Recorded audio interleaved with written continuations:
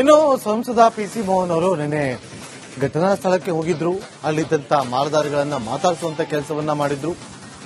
ಈ ಘಟನೆಯನ್ನ ಖಂಡಿಸಿದ್ದಾರೆ, ಒಂದು ಗಡುವನ್ನ ಕೊಟ್ಟಿದ್ದಾರೆ. ಅವ್ರು ಹೇಳಿರೋದು ಚಾಮರಾಜಪೇಟೆಯಲ್ಲಿ ಹಿಂದೂಗಳೇ ಟಾರ್ಗೆಟ್ ಆದ್ರು ಅನ್ನುವ ಪ್ರಶ್ನೆ ಎದ್ದಿರೋದು. ಕೋಮು ಸಂಘರ್ಷಕ್ಕೆ ಕಾರಣವಾಯ್ತಾ ಚಾಮರಾಜಪೇಟೆ? ಕಲ್ಲು ತೂರಾಟದ ಹಿಂದೆ ವ್ಯವಸ್ಥಿತ ಷಡ್ಯಂತ್ರ ಇದೆಯಾ ಅನ್ನುವ ಅನುಮಾನಗಳು ಕೂಡ ಕಾಡ್ತಾ ಇದೆ. ರಿಪಬ್ಲಿಕ್ ಕನ್ನಡದಲ್ಲಿ ಸಂಸದ ಪಿಸಿ ಮೋಹನ್ ಅವರು ಎಕ್ಸ್ಕ್ಲೂಸಿವ್ ಆಗಿ ಈ ವಿಚಾರವನ್ನ ಮಾತಾಡಿದ್ದಾರೆ. ಕಳೆದ ಜನವರಿಯಲ್ಲಿ ಹಸುವಿನ ಕೆಚ್ಚಲು ಕತ್ತರಿಸಿ ವಿಕೃತಿಯನ್ನ ಮೆರೆದಿದ್ರು. ಈಗ ಓಂ ಶಕ್ತಿ ಮಾಲಾಧಾರಿಗಳ ಮೇಲೆ ಕಲ್ಲು ತೂರಿದ್ದಾರೆ ಅಂತ ಹೇಳಿದ್ದಾರೆ. ನಿನ್ನೆ ಓಂ ಶಕ್ತಿ ಮಾಲ್ದಾರಿಗಳ ಮೇಲೆ ಒಂದ್ ಕಡೆ ಕಿಡಿಗೇಡಿಗಳು ಕಲ್ಲು ತೂರಾಟ ಮಾಡಿದ್ದಾರೆ. ಈ ಒಂದು ವಿಷಯಕ್ಕೆ ಇಲ್ಲಿ ಒಂದ್ ಕಡೆ ಆಕ್ರೋಶ ಸಹ ಕೇಳಿ ಬಂದಿದೆ. ಒಂದ್ ಕಡೆ ಹಿಂದೂಪರ ಸಂಘಟನೆಗಳು ದೊಡ್ಡ ಮಟ್ಟದ ಹೋರಾಟಕ್ಕೆ ಸಿದ್ಧತೆ ಮಾಡಿಕೊಂಡಿದ್ದಾರೆ. ಮತ್ತೊಂದ್ ಕಡೆ ಸಂಸದರಾದ ಪಿಸಿ ಮೋಹನ್ ಅವರು ಸಹ ನಿನ್ನೆ ಸ್ಥಳಕ್ಕೆ ಹೋಗಿ ಒಂದ್ ಕಡೆ ವಿಸಿಟ್ ಕೊಟ್ಟು ಬಂದಿದ್ದಾರೆ. ಅವರು ಸಹ ಸರ್ಕಾರದ ವಿರುದ್ಧ ಒಂದ್ ಕಡೆ ಆಕ್ರೋಶ ಹೊರಾಗ್ತಿದ್ದಾರೆ. ನಮ್ಮ ಜೊತೆ ಈಗ ಸಂಸದ ಪಿಸಿ ಮೋಹನ್ ಇದ್ದಾರೆ, ಅವ್ರು ಮಾತಾಡಿಸ್ತೀನಿ. ಸರ್, ಪದೇ ಪದೇ ಕಲ್ಲು ತೂರಾಟ ಒಂದ್ ಕಡೆ ಜಾಸ್ತಿ ಆಗ್ತಿದೆ ಈ ಚಾಮರಾಜಪೇಟೆಯ ವಿಧಾನಸಭಾ ಕ್ಷೇತ್ರದಲ್ಲಿ. ಸರ್, ನೀವು ಸಹ ನಿನ್ನೆ ಸ್ಥಳಕ್ಕೆ ಹೋಗಿ ಬಂದಿರಿ. ಸರ್, ಏನ್ ಹೇಳ್ತೀರಾ ಈ ಒಂದು ಪ್ರಕರಣ ಸಂಬಂಧ ಅಂತ? ನೋಡಿ, ಈ ಚಾಮರಾಜಪೇಟೆ ವಿಧಾನಸಭಾ ಕ್ಷೇತ್ರದಲ್ಲಿ ನಿನ್ನೆ ರಾಯಪುರ ವಾರ್ಡ್ ಅಲ್ಲಿ ಓಂ ಶಕ್ತಿ ದೇವಸ್ಥಾನದ ಒಂದು ಪೂಜೆ ಆದ್ಮೇಲೆ ಭಕ್ತಾದಿಗಳು ಒಂದು ತೇರನ್ನು ಮೆರವಣಿಗೆ ಕರ್ಕೊಂಡು ಹೋದಾಗ ಕಿಡಿಗೇಡಿಗಳು ಕಲ್ಲು ಹಾಕಿದ್ದಾರೆ. ಒಂದು ಹೆಣ್ಣು ಮಗು ಕೂಡ ತಲೆಗೆ ಪೆಟ್ಟು ಬಿದ್ದು ಒಂದು ದೊಡ್ಡ ಮಟ್ಟದ ಒಂದು ಗಾಯ ಕೂಡ ಆಗಿದೆ. ನಾನು ಈ ಚಾಮರಾಜಪೇಟೆಯಲ್ಲಿ ಕಳೆದ 11 ತಿಂಗಳ ಹಿಂದೆ ತಮಗೆಲ್ಲ ಗೊತ್ತಿರಬಹುದು, ಹಸುವಿನ ಒಂದು ರಾತ್ರಿ ಮಲಗಿರುವಾಗ ಕೆಚ್ಚಲನ್ನು ಕೂಡ ಕಟ್ ಮಾಡಿ ಹಿಂದೂಗಳನ್ನ ಒಂದು ಪ್ರಚೋದನೆ ಮಾಡುವಂತಹ ಒಂದು ಕಾರ್ಯಗಳನ್ನು ಕೂಡ ಮಾಡಿದ್ರು. ನಿಮಗೆ ಗೊತ್ತಿರುವಂತದ್ದೇ. ಇವತ್ತು ಕೂಡ ನೋಡಿ, ಯಾವುದೇ ಇವತ್ತು ಈ ಸರ್ಕಾರ ಬಂದ ಮೇಲೆ ಕಳೆದ 3 ವರ್ಷಗಳಿಂದ ಈ ತರಹದ ಕೇಸ್ಗಳು ಸಿಕ್ಕಾಪಟ್ಟೆ ಆಗ್ತಾ ಇದೆ. ಅದು ಚಾಮರಾಜಪೇಟೆ ಇರ್ಬೋದು, ಡಿಜೆ ಹಳ್ಳಿ ಇರ್ಬೋದು, ಅಥವಾ ಹುಬ್ಳಿ ತಗೊಳ್ಳಿ, ಬೇರೆ ಎಲ್ಲಾ ಕಡೆ ಕೂಡ. ಯಾಕೆ ಅಂತ ಹೇಳಿದ್ರೆ ಈ ಒಂದು ಸರ್ಕಾರದ ಮೃದು ಧೋರಣೆ ಈ ಒಂದು ಮೃದು ಧೋರಣೆಯಿಂದ ಜನ ಇವತ್ತು ಏನೊಂದು ಓಲೈಕೆ ರಾಜಕಾರಣದಿಂದ ಇವತ್ತು ಇಂತಹ ಕಿಡಿಗೇಡಿಗಳು ಇನ್ನೂ ಅವ್ರಿಗೆ ಹೆಚ್ಚಿನ ಶಕ್ತಿ ಕೊಟ್ಟಂಗಾಗಿದೆ. ನಾನು ನಿನ್ನೆ ಕೂಡ ಸ್ಪಾಟ್ಗೆ ಹೋಗಿದ್ದೀನಿ. ರಾತ್ರಿ 11:30 12 ಗಂಟೆ ತನಕ ಕೂಡ ಅಲ್ಲೇ ಇದ್ದು ಅಲ್ಲೂ ಡಿಸಿಪಿ ಅವ್ರನ್ನು ಮಾತಾಡಿದ್ದೀನಿ, ಎಸಿಪಿ ಅವ್ರನ್ನು ಮಾತಾಡಿದ್ದೀನಿ. ಕೂಡಲೇ ಇವತ್ತು ಮಧ್ಯಾಹ್ನದ ಒಳಗಡೆ ಅವರು ಬಂಧಿಸ್ತೀನಿ ಅಂತ ಹೇಳಿದ್ದಾರೆ. ಬಂಧಿಸಿಲ್ಲ ಅಂತ ನಾವು ಒಂದು ಉಗ್ರ ಹೋರಾಟವನ್ನು ಕೂಡ ನಾವು ಮಾಡ್ತೀವಿ. ಮತ್ತೆ ಈ ತರದ್ದು ರಾಜ್ಯ ಸರ್ಕಾರದ ಹೋಮ್ ಮಿನಿಸ್ಟರ್ ಕೂಡ ನಾನು ಹೇಳಲಿಕ್ಕೆ ಇಚ್ಛೆ ಪಡ್ತೀನಿ. ನೀವು ಒಂದ್ ಸ್ವಲ್ಪ ಈ ತರದಕ್ಕೆ ನೀವು ನಿಮ್ಮ ಒಂದು ಇಂಟರ್ನಲ್ ರಾಜಕೀಯಗಳು ಮಾಡ್ಕೊಂಡಿದ್ದೀರಿ ಹೊರತು ಕಾನೂನು ಸುವ್ಯವಸ್ಥೆ ಸಂಪೂರ್ಣವಾಗಿ ಹದಗೆಟ್ಟಿದೆ ಅಂತ ಕೂಡ ನಾನು ಹೇಳಲಿಕ್ಕೆ ಇಚ್ಛೆ. ಯಾಕೆ ಸರ್ ಪದೇ ಪದೇ ಈ ತರ ಘಟನೆಗಳಾಗ್ತವೆ, ಕಲ್ಲು ತೂರಾಟ? ಯಾಕಂದ್ರೆ ಬೇರೆ ಬೇರೆ ಜಿಲ್ಲೆಗಳಲ್ಲಿ ಮತ್ತು ಬೆಂಗಳೂರಲ್ಲಿ ಸಾಕಷ್ಟು ಆಗ್ತದೆ, ಅದರಲ್ಲಿ ಈ ಚಾಮರಾಜಪೇಟೆ ವಿಧಾನಸಭಾ ಕ್ಷೇತ್ರದಲ್ಲಿ ಸಾಕಷ್ಟು ನಡೀತಿದೆ ಅಂತ ನಾನು ಹೇಳಿದ್ನಲ್ಲ. ಇಡೀ ರಾಜ್ಯದಲ್ಲಿ ಈ ತರದ ಒಂದು ಕಿಡಿಗೇಡಿಗಳಿಗೆ ಈ ಒಂದು ಸರ್ಕಾರ ಪ್ರೋತ್ಸಾಹ ಕೊಡ್ತಾ ಇದೆ ಅಂತ ಹೇಳಿದ್ರು ಕೂಡ ತಪ್ಪಾಗಲಾರದು. ಯಾಕೆ ಅಂತ ಹೇಳಿದ್ರೆ ಹಿಂದೆ ನಮ್ಮ ಸರ್ಕಾರಗಳಿದ್ದಾಗ ಇಂಥವ್ರನ್ನೆಲ್ಲ ಯಾರು ಕೂಡ ಬಾಲ ಬಿಚ್ಚಕ್ಕೆ ಬಿಡ್ತಿರ್ಲಿಲ್ಲ.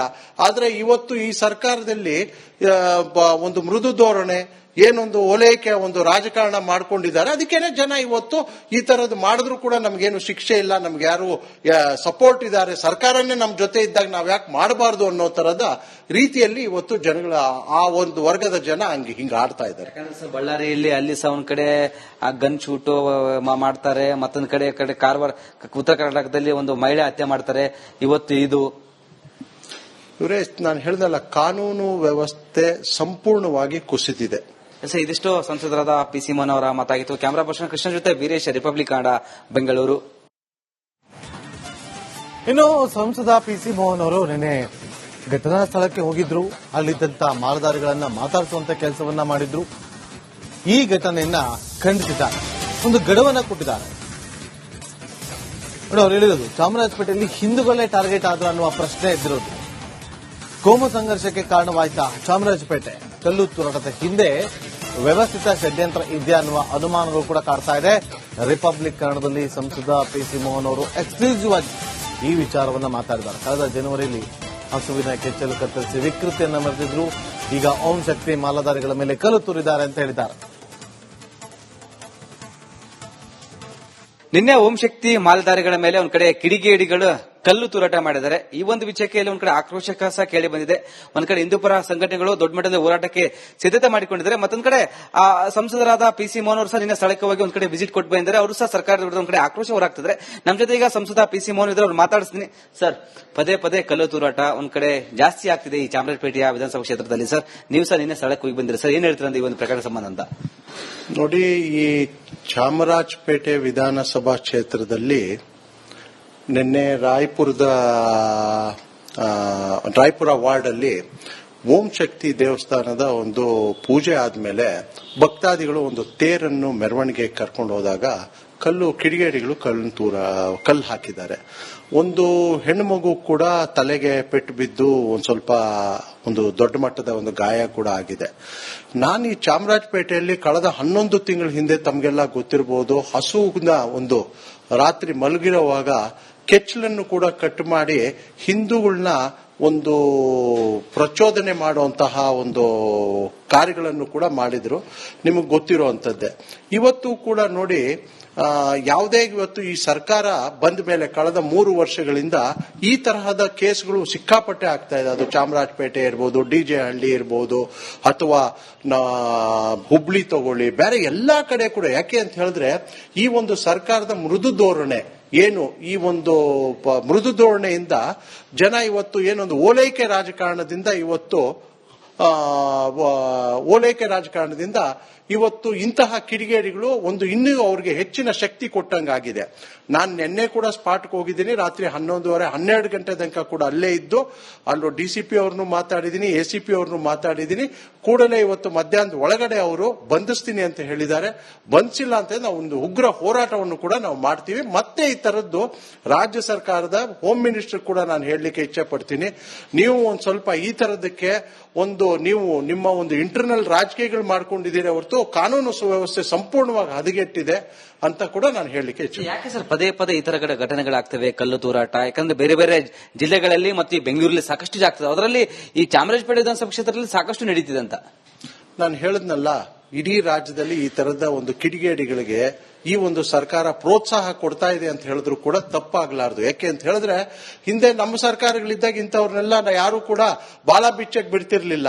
ಆದ್ರೆ ಇವತ್ತು ಈ ಸರ್ಕಾರದಲ್ಲಿ ಒಂದು ಮೃದು ಧೋರಣೆ, ಏನೊಂದು ಓಲೈಕೆ ಒಂದು ರಾಜಕಾರಣ ಮಾಡ್ಕೊಂಡಿದ್ದಾರೆ. ಅದಕ್ಕೇನೆ ಜನ ಇವತ್ತು ಈ ತರದ್ದು ಮಾಡಿದ್ರು ಕೂಡ ನಮ್ಗೇನು ಶಿಕ್ಷೆ ಇಲ್ಲ, ನಮ್ಗೆ ಯಾರು ಸಪೋರ್ಟ್ ಇದ್ದಾರೆ, ಸರ್ಕಾರನೇ ನಮ್ ಜೊತೆ ಇದ್ದಾಗ ನಾವ್ ಯಾಕೆ ಮಾಡಬಾರ್ದು ಅನ್ನೋ ತರದ ರೀತಿಯಲ್ಲಿ ಇವತ್ತು ಜನಗಳ ಆ ಒಂದು ವರ್ಗದ ಜನ ಹಿಂಗ ಆಡ್ತಾ ಇದ್ದಾರೆ.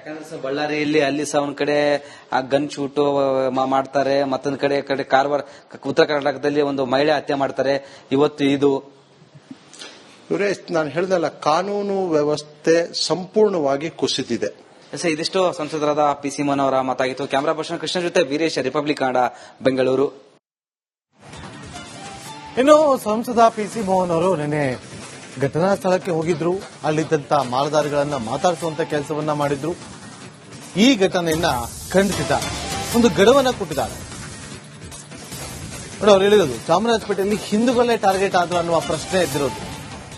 ಕೋಮು ಸಂಘರ್ಷಕ್ಕೆ ಕಾರಣವಾಯ್ತಾ ಚಾಮರಾಜಪೇಟೆ? ಕಲ್ಲು ತೂರಾಟದ ಹಿಂದೆ ವ್ಯವಸ್ಥಿತ ಷಡ್ಯಂತ್ರ ಇದೆಯಾ ಅನ್ನುವ ಅನುಮಾನಗಳು ಕೂಡ ಕಾಡ್ತಾ ಇದೆ.